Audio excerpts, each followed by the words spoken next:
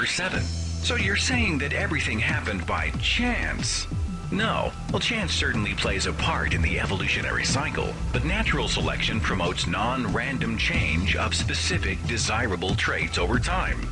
Living organisms didn't just pop into existence by chance, but they did evolve over millions, sometimes billions of years. Wrong again. Natural selection cannot look down to the genetic level, as I showed before from Gould's quote about Dawkins' theory being fatally flawed. Darwinist Douglas Fujiyama wrote the following, and I quote, "Evolution certainly does involve randomness. It does involve unpredictable chance. For example, the origin of new genetic variation by mutation is a process that involves a great deal of chance.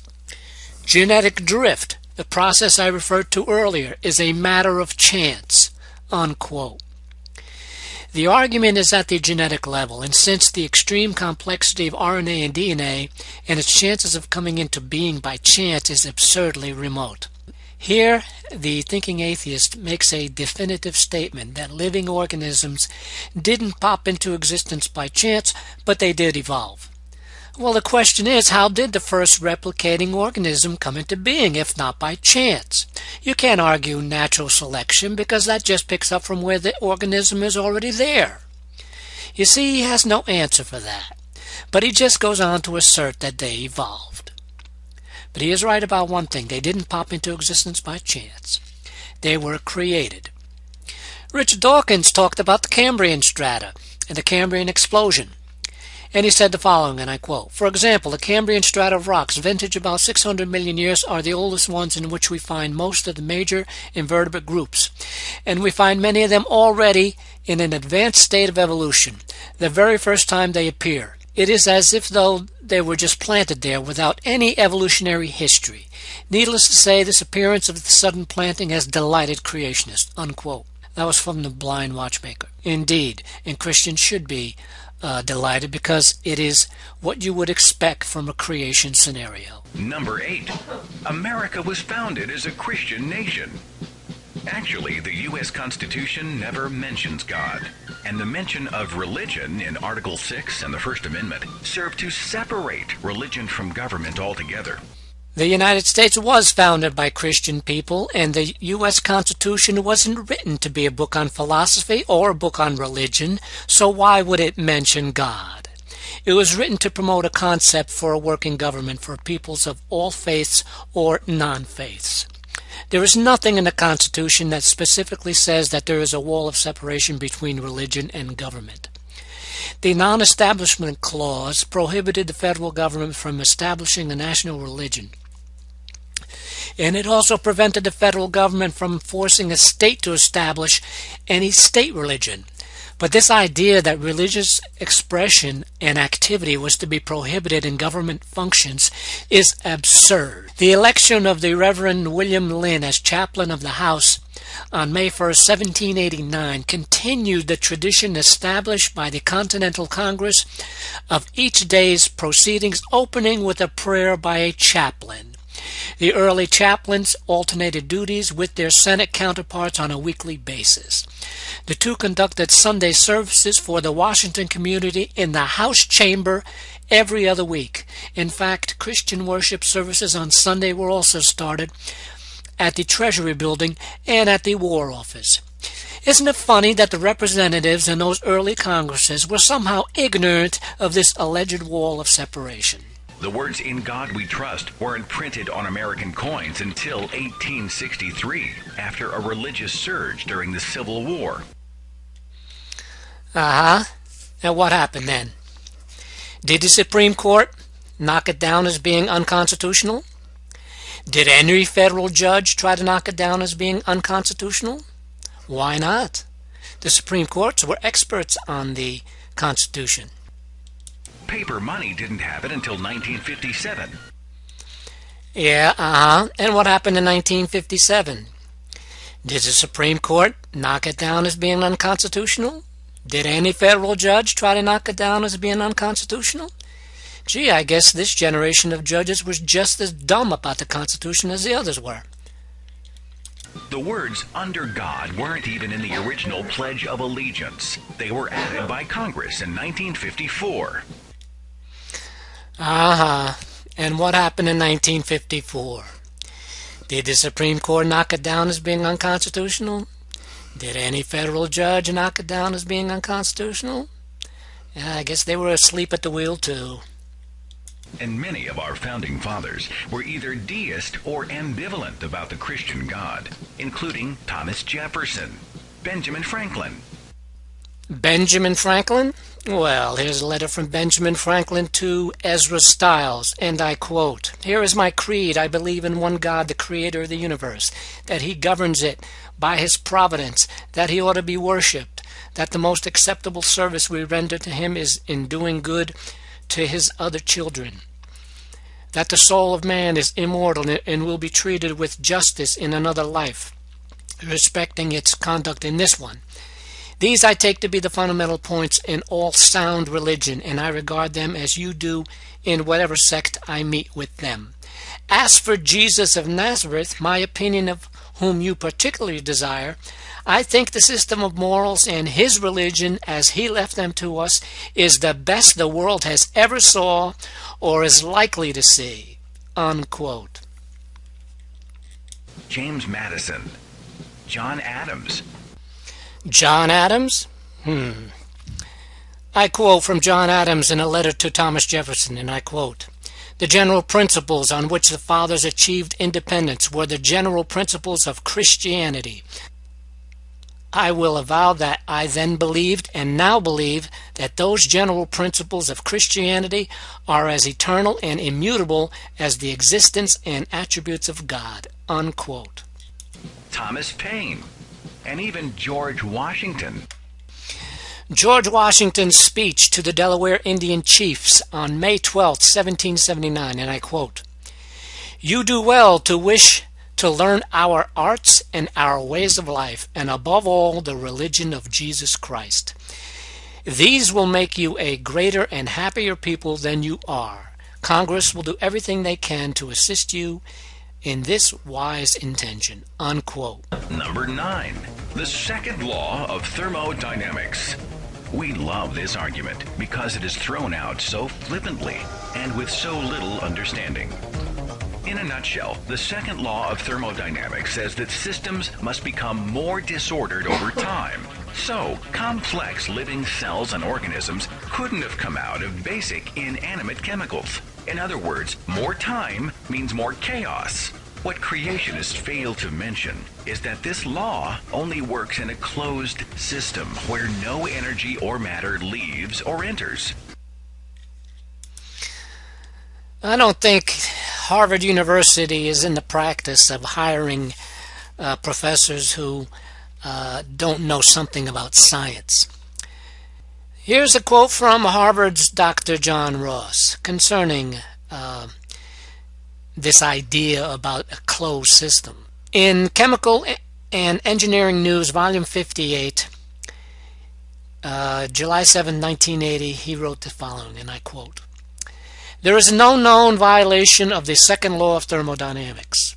Ordinarily, the second law is stated for isolated systems, but the second law applies equally well to open systems.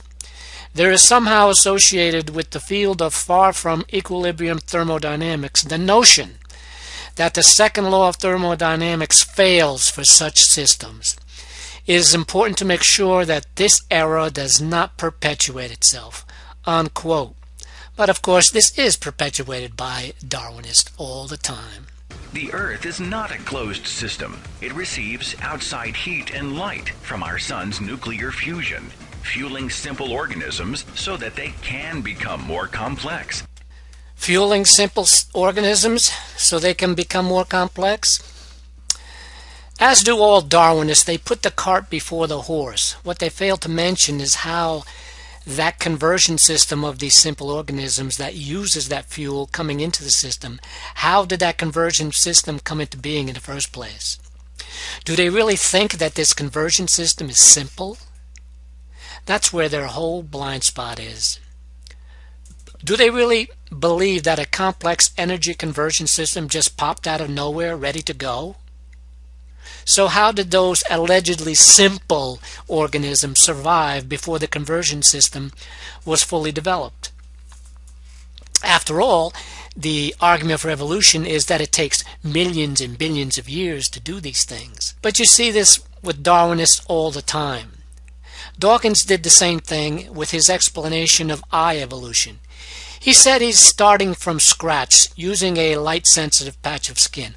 Well, that light-sensitive patch of skin is also very complex, and its development also needs to be explained. So, in effect, what their tactic is they start off with something that's already complex and then try to explain how it got more complex instead of explaining how these so-called simple organisms came into being in the first place. Here's an easy way to frustrate this argument. When a Christian brings up the second law of thermodynamics, ask him what the other laws are. When he shrugs and stares into space, you'll know how truly informed he is on the subject. What an arrogant fool. I'll venture a guess that if you ask anyone from either side of the fence to tell you about the other laws, you'll probably get the same level of ignorance on it. Why? Because they are irrelevant to the question at hand. The second law of thermodynamics in relation to evolution has been debated for decades, and as a result is familiar to both people from both sides of the aisle. The third and fourth laws have not been discussed in anywhere near the amount of times that the second law has. Then this fool puts up a graphic of what I suppose is supposed to be two Christians looking into a Bible and then proclaiming that the answer is not in there. This is just another one of his pathetic straw man arguments. No Christian would ever claim that the laws of thermodynamics were in there. And let me throw one back at this fool. Let him show me where in the Bible he got the story of Noah having to walk around the world collecting animals. Guess what, fool? It ain't in there. And finally, number 10, our favorite. Adolf Hitler was an atheist. Well, actually, Hitler was raised Roman Catholic. What Hitler was raised as is irrelevant to what he embraced as an adult. In Mein Kampf, Hitler speaks of the creator of the universe and says the Aryan race was created by God. Mein Kampf was written 6 years before Hitler came into power. If you're a smart politician and you want to get elected in a country with strong religious views, how far do you think you're going to get declaring that you are an atheist? Oh yeah, you'll get a lot of votes that way. In his epic work, The Rise and Fall of the Third Reich, William Shirer tells us how Hitler, the politician, was also aware that to achieve power he would need to win over the votes from the Catholic Central Party, and he could not afford to alienate them. He said and wrote all the right things to make them feel that he was one of them. But as the old saying goes, actions speak louder than words. Hitler was developing his worldview as early as the First World War out on the lines, where he began putting the works of Arthur Schopenhauer to memory. Schopenhauer was an atheist. No Christian is going to be doing that in a war arena. A Christian might be putting the works of Thomas Aquinas or St. Augustine to memory, but hardly would a Christian be putting the works of an atheist to memory. But Adolf Hitler showed his true colors upon attaining office and enjoying a free hand. What line did Hitler take on religion and the church? Well, 5 days after becoming the Chancellor in 1933, Hitler allowed a sterilization law to pass and had the Catholic Youth League disbanded. Oh yeah, well, Catholics going to do that. This was a measure applied to other youth organizations too, in order to free up young people to join the Hitler Youth. And when you listen to the words of some of the Hitler Youth songs, they are quite revealing. Here's one, and I quote, "We are the happy Hitler Youth. We need no Christian virtues, for our Führer Adolf Hitler is always our mediator. No person, no evil man can prevent us from feeling ourselves to be Hitler's children. We do not follow Christ, but horse wessel, away with incense and holy water vessels. We follow our flags, singing as worthy sons of our ancestors. I am no Christian, no Catholic.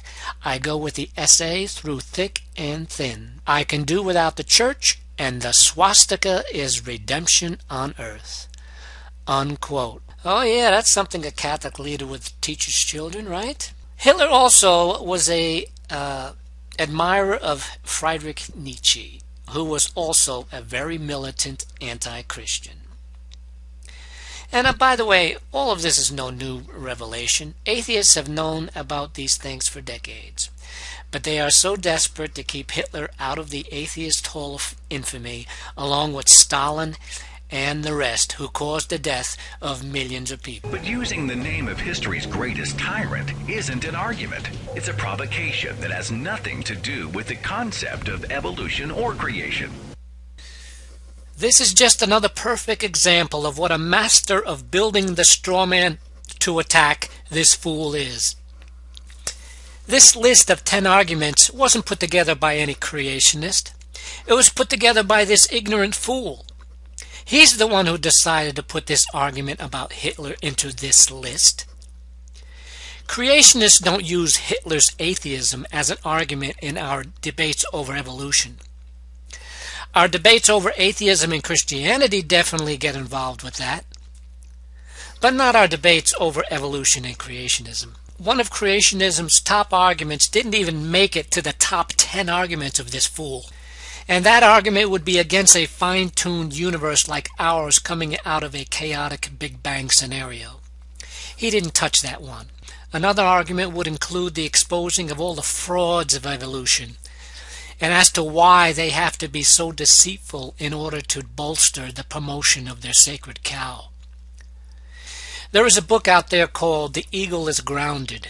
You can get it at emichaelwhite.com, which is quite informative as to how that's been promoted in the United States.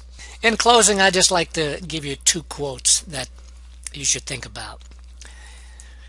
Kevin Padian, who was a expert in the Kitzmiller trial for evolution, he did a review of a book entitled In Search of Deep Time, Beyond the Fossil Record to a New History of Life, which was by evolutionist Dr. Henry G. Dr. Henry G. is an editor and senior writer at the prestigious scientific journal called Nature. Dr. G is also a paleontologist with experience in the field. Professor Padian's review, entitled What the Media Don't Tell You About Evolution, contains some astonishing admissions. For example, Padian stated the following, and I quote, G shows that many traditional explanations of major evolutionary transitions are not testable and therefore have no scientific content. For example, ideas about how flight must have evolved, he says, rely on faith in the particular workings of natural selection or other evolutionary processes. Unquote. Padian went on to say, and I quote, G describes the difficulty of reconstructing the past using his experience searching for hominid fossils in Africa with Meev Leakey's crew. A bone you pick up might be a hominid and might persuasively be not far from the direct line to living humans. But you can never really know, because not enough information is preserved. Deep time, with its attendant destruction of information from the geological past, has wiped away direct evidence.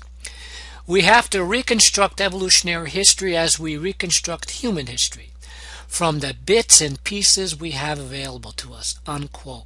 And then there was Kenneth Miller, another expert in the Dover trial, who said the following, and I quote, We understand from experiments that have been done in the laboratory how molecules can to an extent self-organize and even self-replicate. But we don't really have an understanding of how such molecules could have gathered together, pulled together the other structures that they need, and to produce a living cell as we understand it today. Scientists certainly do not understand enough about all the structures in the living cell to understand how they work. Until we understand how everything works, we can't even begin to put together an understanding of how it evolved, unquote. Now he's just talking about just the cell. Never mind the more complex organs and organisms. Now, if this is the best they have to offer after 150 years of study, and they're going to expect us to believe they actually know something about evolution, please. So these kinds of things are something that this genius who calls himself the thinking atheist didn't touch either. And I highly suspect it's because he can't handle the debate that would ensue from discussing that. He's more comfortable with building straw man arguments to attack and regurgitating the atheistic ignorance of decades gone by. Thank you all for listening, and I pray the short time you have left on this planet will be filled with the knowledge of Christ and His love. Until the next time, Lord willing, there is a next time, may God richly bless you.